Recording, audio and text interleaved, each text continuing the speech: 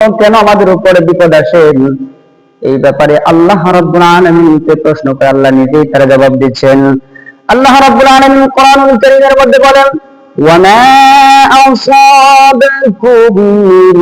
মুসিবাতিন ফাবিমা কাসাবাত আইদিকুম ওয়া ইয়াফু আন কাসীর। মহান রব্বে করিম আল্লাহ রাব্বুল আলামিন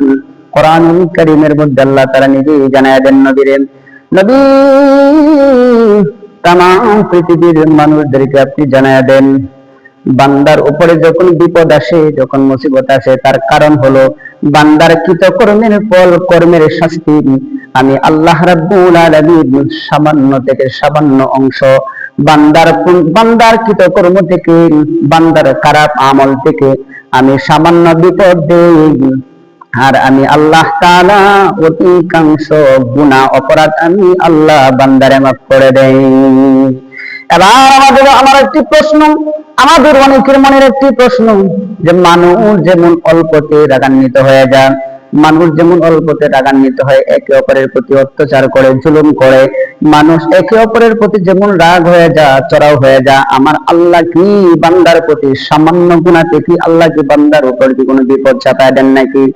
এই প্রশ্নের জবাবে আল্লাহ রাব্বুল আলামিন নিজেই কোরআনুল কারীমে বলেন, ظهر الفساد في البر والبحر بما كسبت أيدي الناس ليذيقهم بعض الذي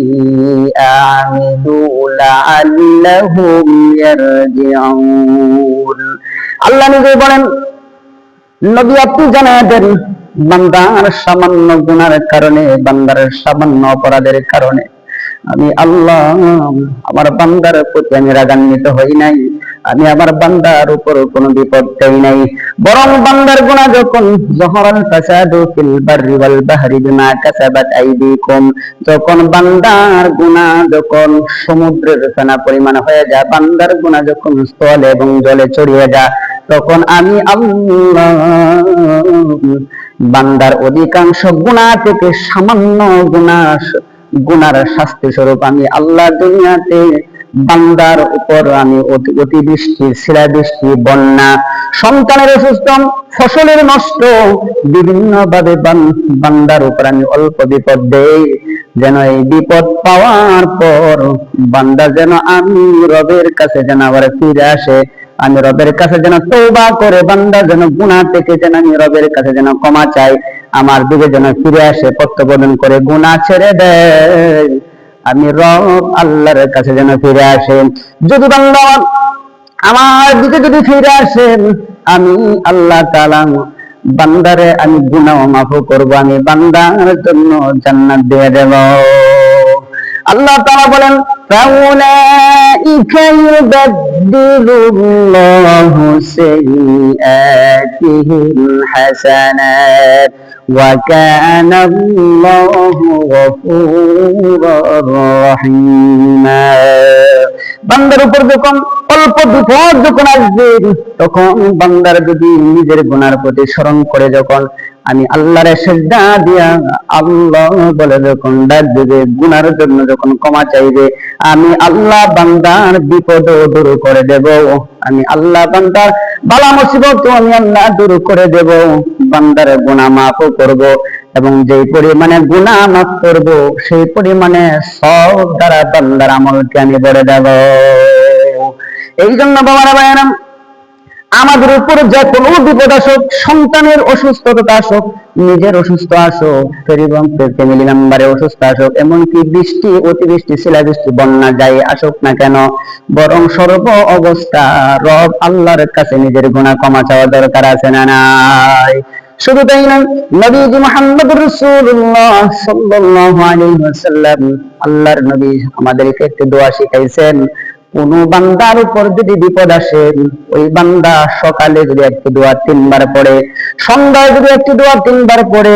যত বিপদ আসমান থেকে আসুক, যত বিপদ জমিন থেকে আসুক,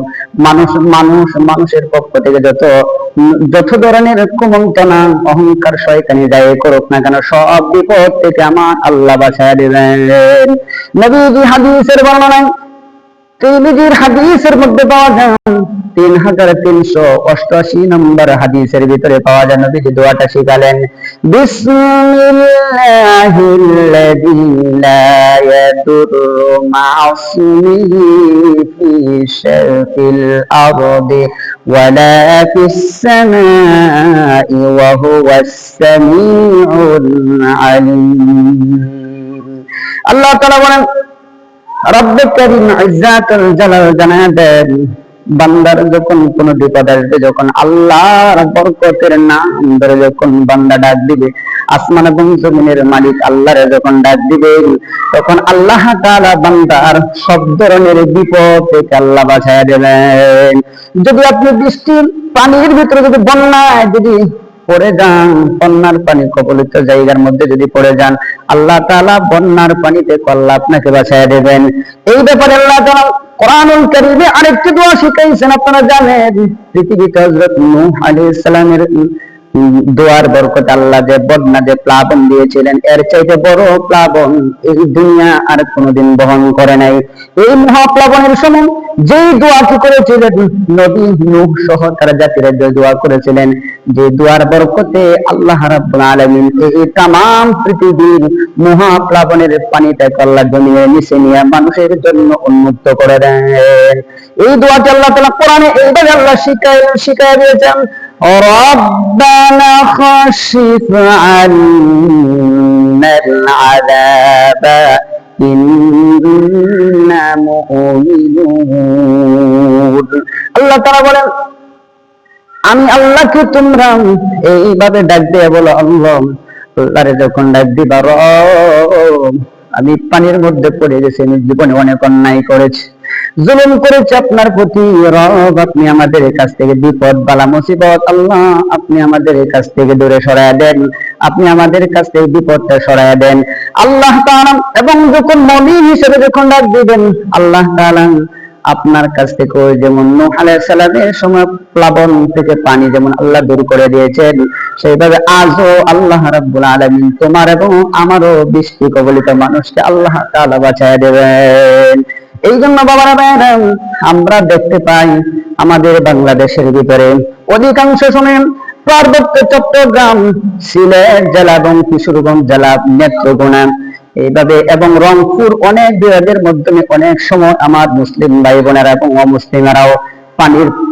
নিচে বাড়ি ঘর ছড়িয়ে যান, মানুষগুলো অনেক বিপদে পড়ে যান। এই বিপদের মুহূর্তে হতাশ না হয়ে বরং রবকে ডাক দিয়ে আল্লাহর কাছে নিজের গুনাহ মাফ চাইয়া আল্লাহর কাছে বিপদ থেকে বাঁচার আশ্রয় চাইলে আমার আল্লাহ তাআলা সব ধরনের বিপদ থেকে বাঁচায় দেবেন।